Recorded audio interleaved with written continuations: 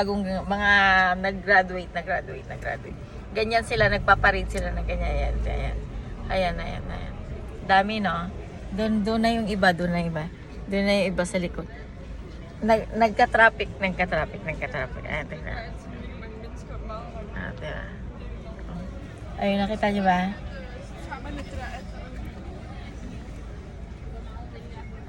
Astigan. Nagburagwak. Sana all nagburagwak. Nagburagwak. Sana all. Ayun. Wala ng traffic kasi ayun nga. Wala na sila. Diba? Okay. O siya. Ipapakita ko sa inyo ang runners. City ng runners. This is it. May buildings din pala, no? Oops, paswit po. Ayan, o. O, diba? Mamaya may papakita ko dun sa city. Ang ganda ng ano dun. Basta, may mga sculpture. Punta kami dun. Ayun ay kumadaanan pa namin. O, tingnan mo. O, diba? Astig. May pataas-taas naman. Ayan.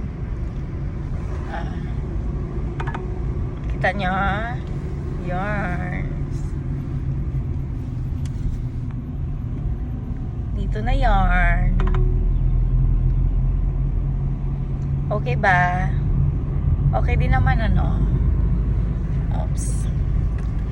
Matataas din yung mga, alam mo yung mga apartment yan.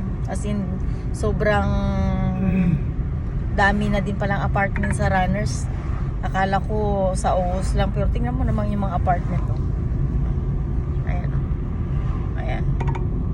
Pero sabi nila, oh, ay, ang cute, oh. Ang cute, no? Kasing cute ng mga, kasing cute ng nakuha. Siyempre. Ayun, diba?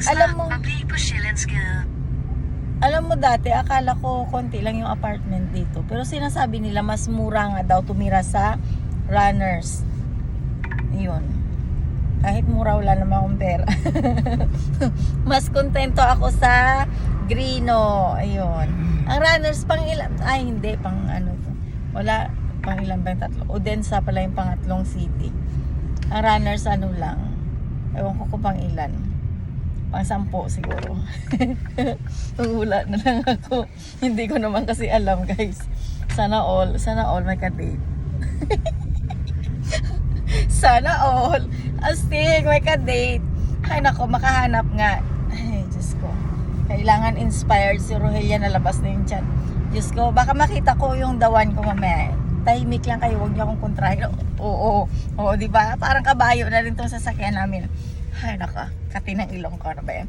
O siya, sige na guys. Pasensya na kayo guys, kasi alam mo naman, yung jeep na yung sasakyan namin parang kabayo na din. Bye, baka masipa ako na kabayo.